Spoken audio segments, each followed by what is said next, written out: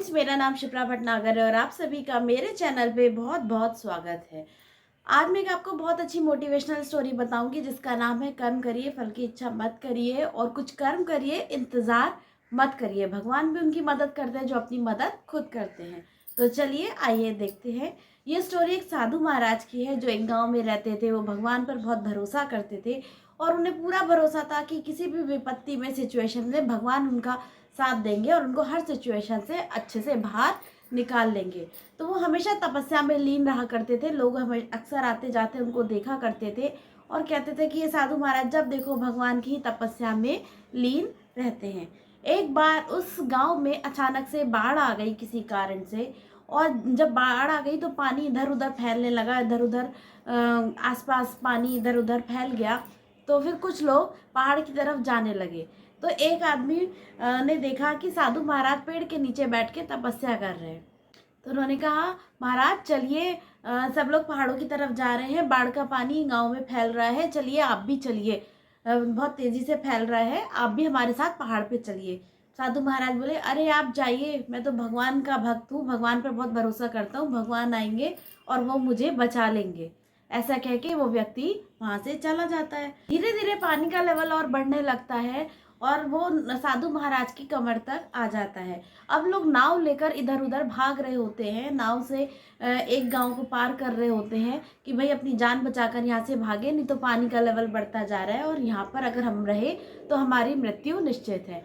तो फिर एक व्यक्ति, एक नाव वाला था, उसने कहा, साधु महाराज आइए, पानी आपकी कमर तक आ गया है, अब चलिए नहीं तो आप डूब जाएंगे। साधु महाराज ने कहा, अरे आप जाइए, मुझे भगवान पे पूरा भरोसा है, भगवान आएंगे, वो मुझे बचा के यहाँ से ले जाएंगे और मुझे कुछ नहीं होगा। ऐसा कह के वो नाव वाला व्यक्ति भी चला गया।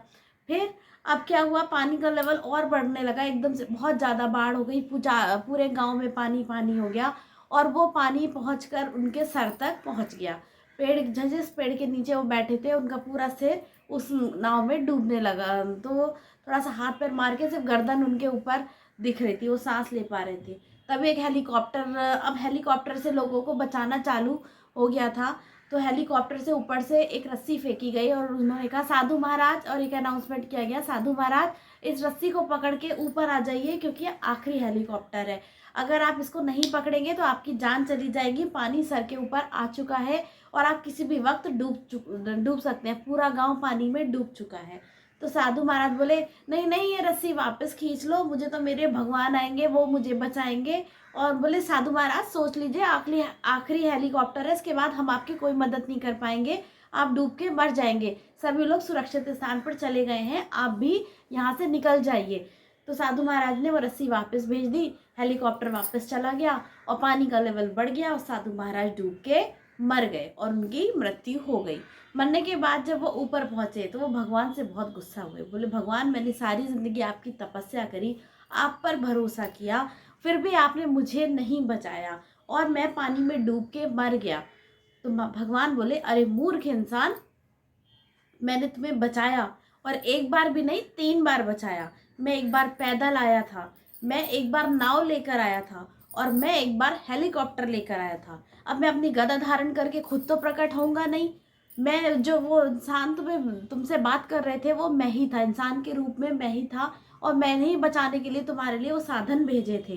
बट तुमने उस मौके का फायदा नहीं उठाया और तुमने ये सोचा कि भगवान गदा लेके रथ पे बैठ के ऐसे आएंगे और तुम्हारी जान चली गई। तो अक्सर हमारी लाइफ में भी ऐसी होता है, भगवान हमें अवसर देते हैं और हम लोग पता नहीं किस चीज़ की इंतज़ार में रहते हैं और उस अवसर को पहचान नहीं पाते और इस कारण से वो जो आया हुआ अवसर होता है वो हमारे हाथ से चला जाता है, वो सुनहरा मौका खो जाता है और हम अपनी लाइफ की गोल्डन अपॉर्चुनिटी को खो देते हैं। इसलिए हमें किसी चीज़ का इंतज़ार नहीं करना है, अपनी मदद स्वयं करनी है। जो करना है वो आज करना है क्योंकि आज से बेटर टाइम कुछ नहीं है। तो फ्रेंड्स, आई होप आपको मेरी स्टोरी अच्छी लगी होगी। अगर अच्छी लगी तो प्लीज़ इसको लाइक कीजिए, अपने मेरे चैनल पे नए हैं तो सब्सक्राइब कीजिए और अपने दोस्तों के साथ शेयर कीजिए और ऐसी मज़ेदार स्टोरी के लिए मेरे चैनल को लगातार सपोर्ट कीजिए। तब तक के लिए गुड बाय।